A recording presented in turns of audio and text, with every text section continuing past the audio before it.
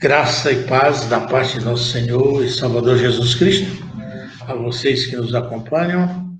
Já de muito alguém questionou um diácono que se tornaria evangelista: entendes tu o que lês? E como resposta ele obteve: como é que eu posso entender se não há quem me ensine? Esta foi a pergunta e a resposta imediata. Então, nós estamos diante de um desafio. Nossa disciplina é hermenêutica, não hermenêutica jurídica, hermenêutica em outro campo de atuação. A nossa hermenêutica é hermenêutica bíblica. Eu sou, como está posto aí, eu sou o pastor Vicente Paula Leite. Nossa primeira aula em hermenêutica, nós estaremos abordando a origem, conceito, inspiração e interpretação. Muito bem, a origem, esse será o primeiro ponto que nós estaremos abordando em nosso texto. O que é hermenêutica bíblica? O que acontece? Como é que eu vou definir esta disciplina de tão importante que ela é? Bem, então nós colocamos aí. É a disciplina que estuda os princípios de interpretação da Bíblia. Então, a Bíblia por si só, aparentemente, ela não precisa de interpretação. Mas é complicado imaginar que a Bíblia, por ter sido produzida por Deus para um povo simples, ela não precisa de interpretação. Ocorre que alguns elementos nos levam a essa necessidade. E, para tanto, a ciência chamada hermenêutica se organizou para estabelecer princípios, métodos de interpretação da palavra de Deus. Então, a partir desses métodos que nós vamos estabelecer, nós diríamos que, além dos métodos, dos princípios que serão aqui abordados, nós diríamos que também a hermenêutica tem um objetivo. E qual é o objetivo da hermenêutica? O principal, vamos dizer aqui, que o principal objetivo da hermenêutica é descobrir o sentido dos possíveis, os sentidos dos possíveis significados do texto que a Bíblia produz. Qual o significado desse texto? Por que foi escrito esse texto? Para quem foi escrito esse texto? Quando esse texto? Esse texto tem alguma coisa a ver conosco? Porque Deus colocou na Bíblia esse texto. Então, a hermenêutica se travestiu desses elementos que, como ferramenta, ela vai utilizar e descobrir os sentidos possíveis que o texto bíblico produz. Então, nós vamos descobrir, chegar o mais próximo possível. Então, esse é o principal objetivo da hermenêutica. Buscar o sentido, trazer para mais perto da gente o que aquele texto significa e o que eu posso entender a partir desse texto. Muito bem. Mas nós diríamos também que a hermenêutica, ela tem uma determinada abrangência. Ela tem uma abrangência. Então, qual é a abrangência da hermenêutica? Da hermenêutica bíblica. Ela abrange a relação dialética de extrair significados dos textos bíblicos com a realidade fática. Então, nós estamos afirmando que existe uma abrangência a partir da dialética a fim de chegar numa realidade fática. Só a título de conhecimento, nós poderíamos dizer que a dialética nada mais é do que a arte do diálogo. Quando você está dialogando, à medida que você qualifica e dá qualidade a esse diálogo, você está usando também dialética. Então, a partir desse pressuposto que a dialética é a arte do diálogo, então nós estamos dizendo que, através desse diálogo, nós vamos fazer demonstração de um tema, argumentando para definir, distinguir com clareza. Isso é importante. Definir, distinguir os assuntos e conceitos debatidos nessa discussão proposta. A dialética se propõe trazer para perto do aluno esse diálogo entre o falante e aquele que escuta o diálogo, essa compreensão, essa argumentação com o objetivo de definir, sempre buscando a clareza desses conceitos debatidos. Essa é a função da dialética. Mas eu disse que tentando alcançar uma realidade fática. E o que seria uma realidade fática? A capacidade de garantir o contato entre o falante e aquele com quem se fala. Então, eu tenho o que fala e o que escuta. E eu tenho o elemento médio, o elemento intermediário entre o falante e o ouvinte. Quem é esse elemento intermediário? É o diálogo, que pode vir de forma oral, como pode vir de forma escrita. Então, falemos de origem. Onde está a origem ou as origens da hermenêutica? Então, nós vamos buscar uma divindade. Vamos buscar uma divindade. Essa divindade está no panteão grego. Antes que essa divindade estivesse no panteão grego, ele também já estava na mitologia de outros povos com outros nomes. Mas quando ele vem para o panteão grego, ele vem com o nome de Hermes. Vocês lembram do discurso de Paulo, quando Paulo estava, ele e Barnabé, discursando e falando bonito, e queriam sacrificar a Paulo na sua primeira viagem missionária? Ali, ele foi considerado como Hermes, sendo que com o nome romano, a divindade sendo absorvida pelo panteão romano, que recebe o nome de Mercúrio. Então, Hermes e Mercúrio são deuses, entre aspas, são nomes diferenciados para o mesmo Deus. Deus aí com D minúsculo. Então, nós estamos aí entrando no panteão grego, que é um dos panteões mais ricos da época antes de Cristo, né? Então, quem é Hermes? Na mitologia, Hermes nada mais era do que um dos deuses olímpicos. Tinha por pai Zeus e sua mãe era Maia. O deus grego da riqueza. Esse era das titularidades que ele recebia, dos atributos que Hermes recebia. Ele era o deus da riqueza, o deus da sorte, o deus da fertilidade. Ele concorria com o deus Morfeu, o deus do sono. Mas ele, na realidade, era o mentor. Era a divindade que cedeu para Morfeu, distribuiu para Morfeu esse seu atributo do sono. Depois, como era um atributo menor, então Hermes deixou Morfeu assumir essa qualidade aí, esse exercício do sono. Então, ele era o deus também das viagens, era o deus do nosso texto aqui, da linguagem e mensageiro dos deuses. Então, é aí onde ele é inserido na figura. O nome hermenêutica recebe aí como radical o seu patrono, vamos dizer assim, Hermes. A hermenêutica recebe para si o título da divindade. Hermes recebe para si. Por quê? Porque Hermes era o deus da linguagem, era o deus da comunicação. E outro assim, ele era o mensageiro dos deuses.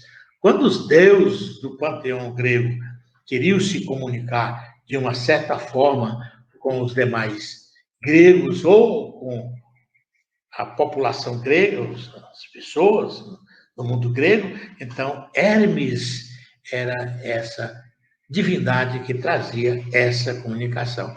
Agora, um elemento interessante de Hermes, que Hermes era o cara, era a divindade, Cláudio, que levava o elemento quando o cara morria.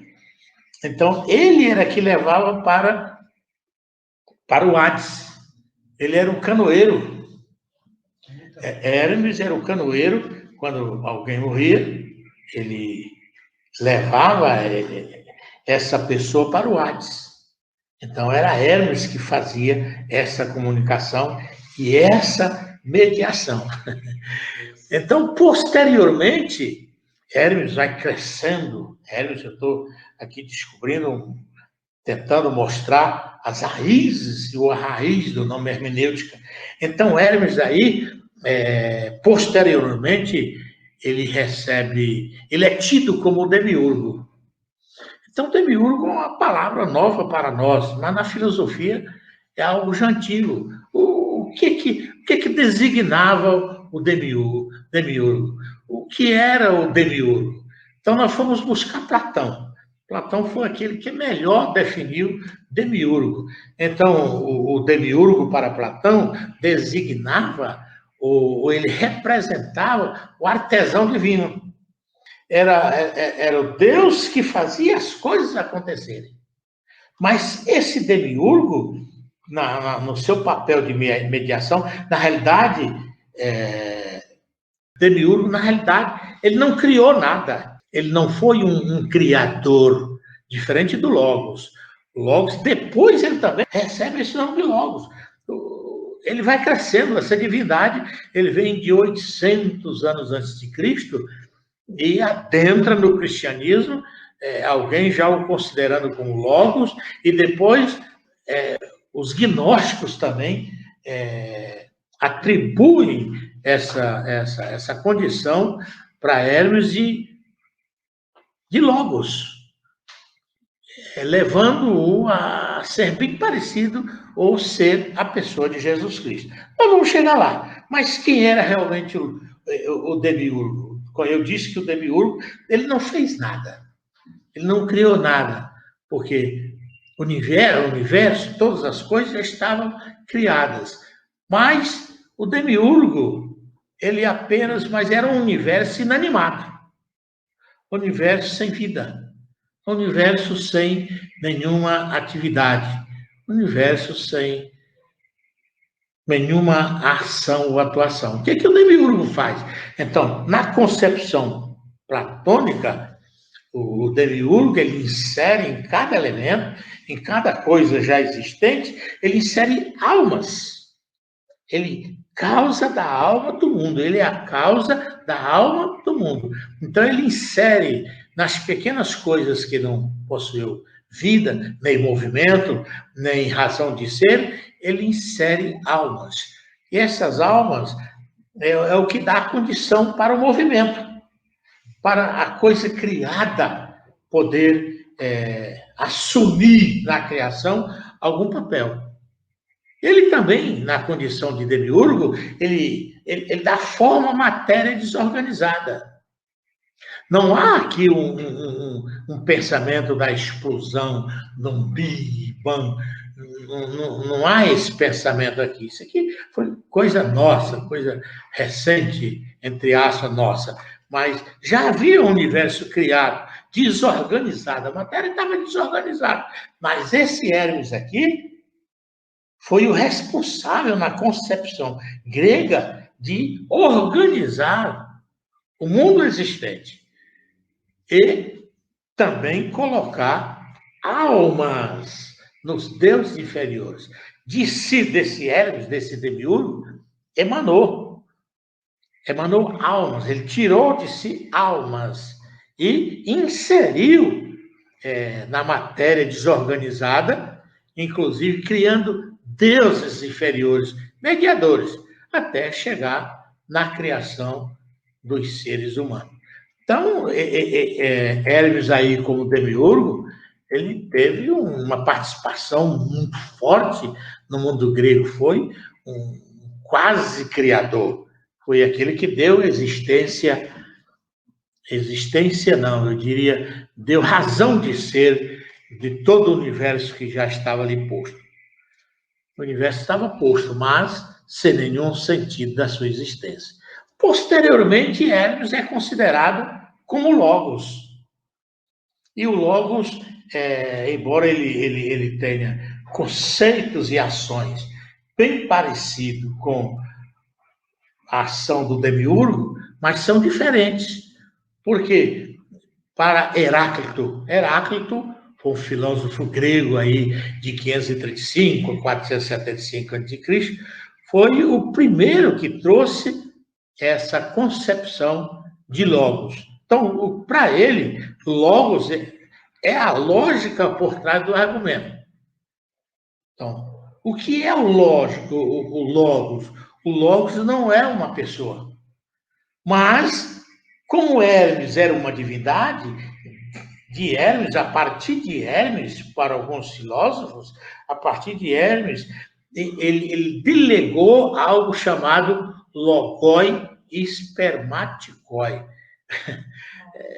O que é logoi espermatikoi? É uma palavra muito conhecida na língua. Início da vida? Início da vida e espermatikoi são sementes.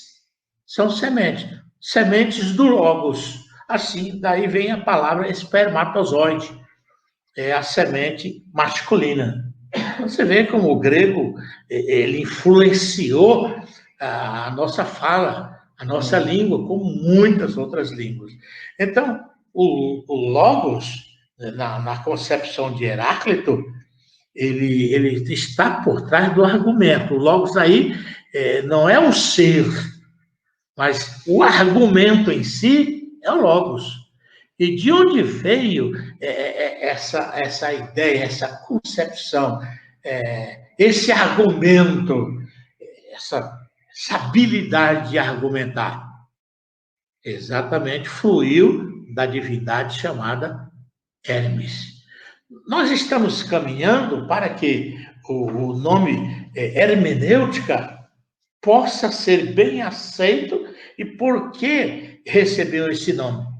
Porque Hermes cedeu o seu nome. Porque, através de todos os tempos, a hermenêutica, ela sempre concordou que Hermes foi que deu a sua origem, a sua criação. Então, nós temos aí o que é também esse logos na concepção de Heráclito.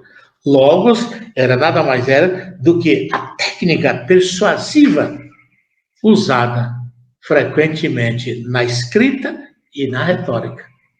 Essa técnica de persuasão usada tanto na escrita como na argumentação, na retórica, como nós já explicamos aqui, isso era o logos.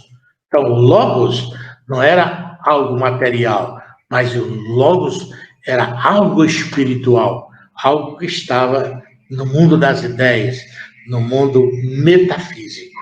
Agora, quando o logos vem para a teologia cristã, aí já no primeiro século, João vai explicar o que é logos no seu evangelho, elemento que nós discutimos muito nesses últimos dias,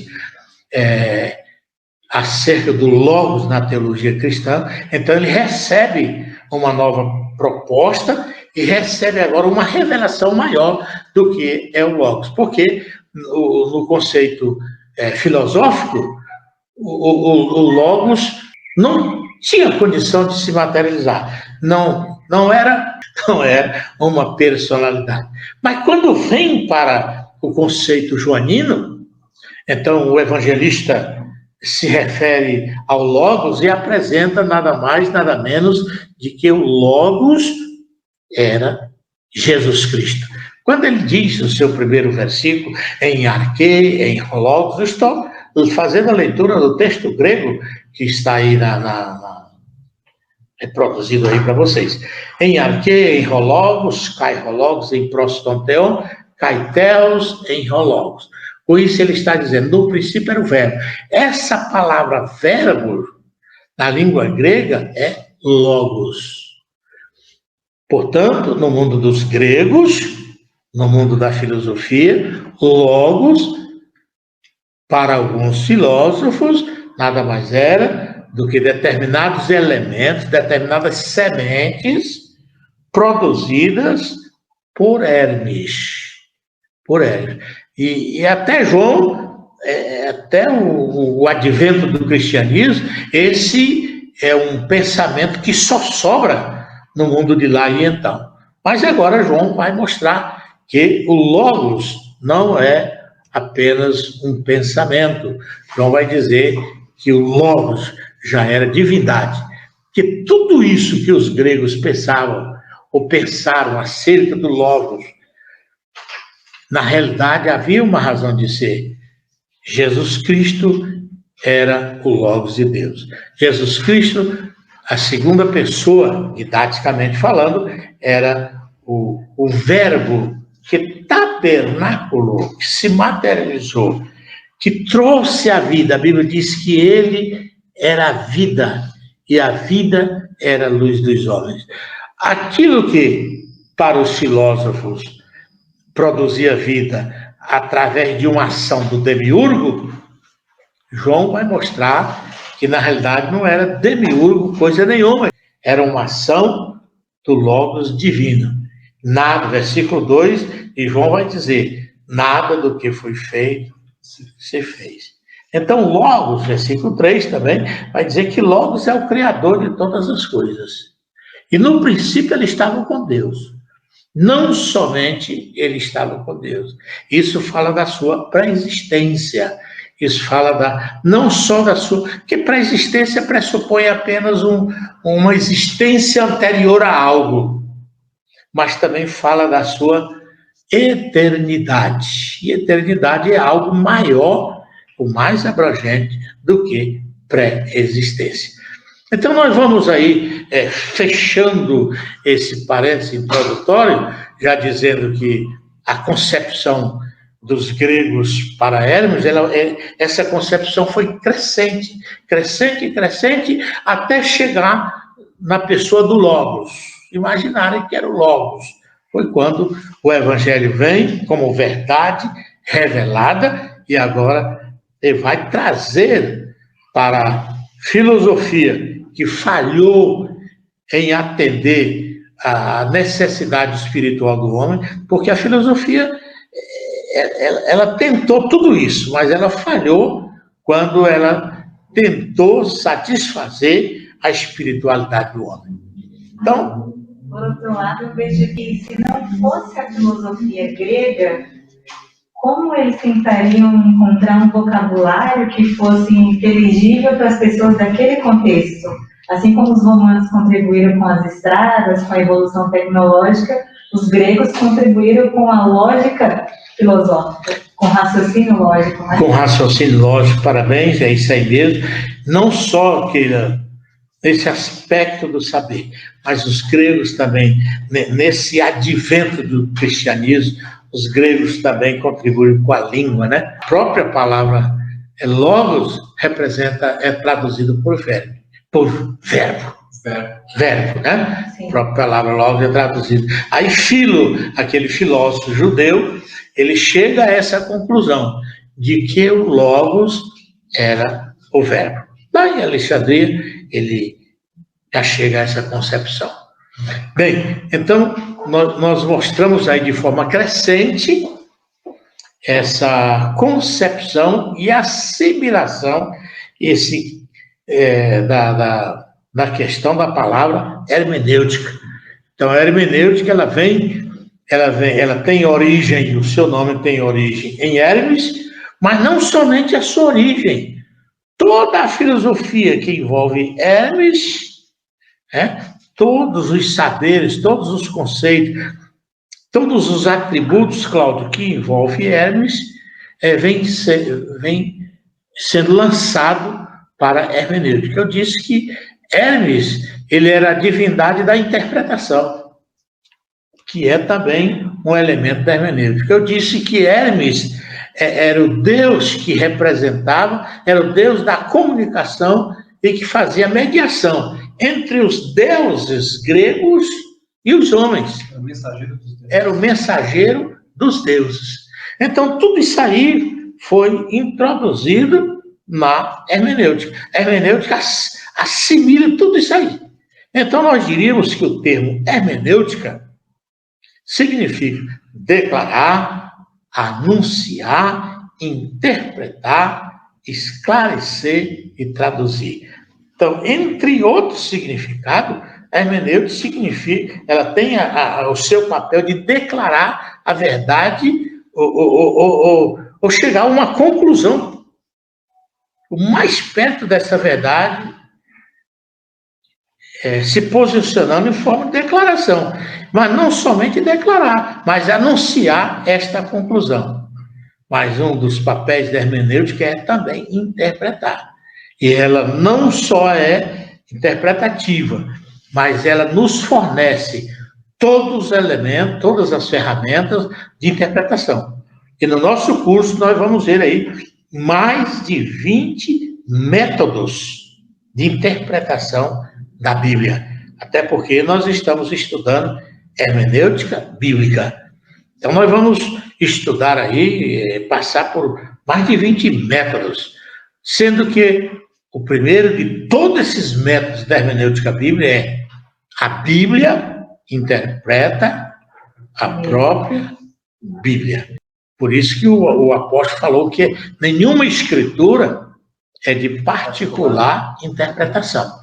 Então, hoje, é um perigo para os intérpretes e para aqueles que ensinam a palavra de Deus.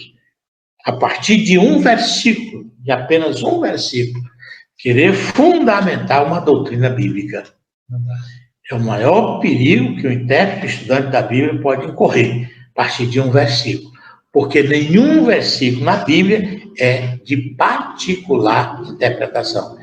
Todos esses versículos estão, ele tem uma resposta, um complemento, ou um esclarecimento, ou uma continuidade em outro versículo. Não há um versículo assim posto, isso aqui é final, é doutrina, guarde toda terça-feira. Pronto. Digamos que tivesse esse versículo no Evangelho segundo o pastor Cláudio, capítulo 613, versículo 1100. Digamos que na Bíblia dele tivesse esse versículo. Guarde a terça-feira e o santifique. Mas não tivesse nenhum outro texto que desse apoio, que corroborasse com essa afirmação. Então, nós teríamos que ver em que contexto isso está posto, por que foi posto, qual a razão de ser e como foi posto. E o papel de buscar todos esses elementos é papel da hermenêutica. Portanto, a hermenêutica, vamos aqui fechar esse conceito. A hermenêutica é a ciência que estabelece os princípios, portanto, os fundamentos, as leis e métodos de interpretação. Então, princípios, leis e métodos de interpretação são fornecidos pela hermenêutica bíblica. Então, tudo isso nada mais é do que um conjunto de regras que permitem determinar o sentido literal da palavra de Deus. Então, esses princípios, essas leis, esses conceitos, eles vão nos norteando, nos mostrando, nos levando a um entendimento, a uma conclusão, a uma compreensão daquilo que está sendo dito naquele texto, naquele versículo. Então, a hermenêutica é a arte de compreender. Como você vai compreender? Vai usar ferramentas da hermenêutica. Mas eu leio e compreendo. Mas o próprio Pedro, o apóstolo Pedro, diz que, falando de Paulo, que Paulo escreveu coisas difíceis, que os indoutos distorcem. Então, para que não haja essa distorção na nossa interpretação, vamos fazer uso da hermenêutica. A hermenêutica também não está sendo dita aqui, que ela vai dispensar a oração, vai dispensar a ação do Espírito Santo. Não. Entre a ação do Espírito Santo, a leitura da palavra, enfim, a meditação, a reflexão, a hermenêutica vai nos ajudar. Ela é uma ferramenta auxiliar da compreensão, da interpretação e de traduzir de maneira clara os signos inicialmente obscuros, palavras obscuras, textos obscuros.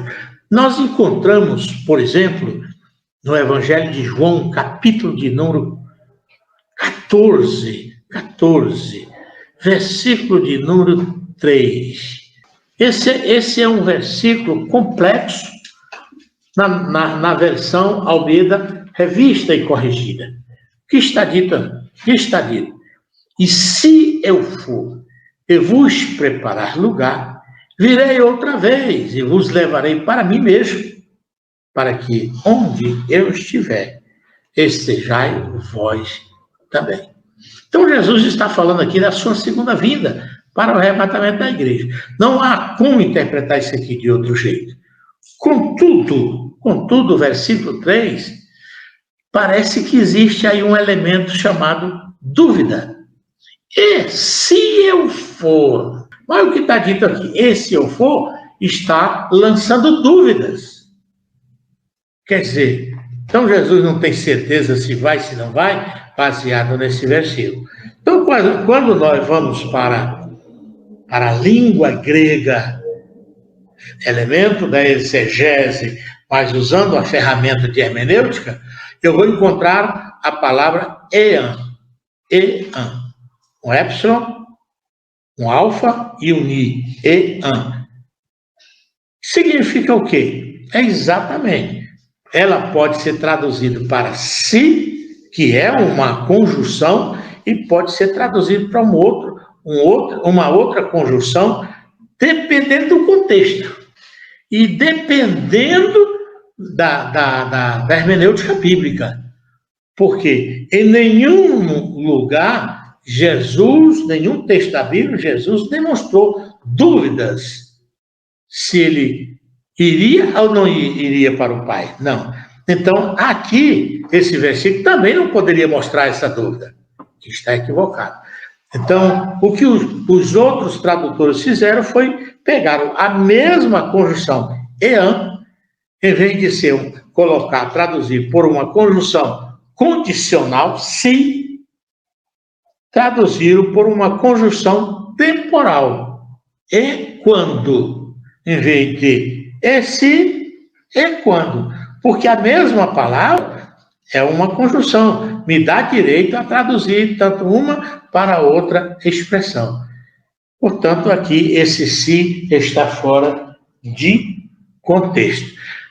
Então, a hermenêutica é quem levou os outros tradutores trazer o texto conforme vocês estão com ele em mãos. Então, é importante seguir a linguagem Petrino quando diz: o próprio apóstolo Paulo escreveu coisas difíceis de interpretação, que os indoutos distorcem para a sua própria perdição. Então, aí é onde as heresias são criadas, em cima de traduções equivocadas. Se você, portanto, pegar Judas 6, e aos anjos que não guardaram o seu principado, mas deixaram sua própria habitação, reservou na escuridão e em prisões eternas, até o juízo daquele grande dia. Se você pegar esse versículo isolado, você vai achar, como alguns hermeneutas equivocados, como alguns heréticos, inclusive entre aquele padre Quevedo, que já morreu, né? Já partiu para a eternidade. A partir desse versículo, você vai entender, se ele fosse o único existente da Bíblia, que aqueles anjos que caíram com Satanás, todos eles estavam aprisionados em cadeias eternas, levando ao descrédito todo o Novo Testamento e os outros textos. Porque a Bíblia diz que Jesus expulsava demônio, Paulo expulsava demônio. E se todos esses anjos estivessem presos, então o que Jesus estava expulsando? Então, um versículo por si só não é o suficiente para nós formularmos uma doutrina. Então, a hermenêutica é a arte de compreender, de interpretar, de traduzir de maneira clara os signos inicialmente obscuros,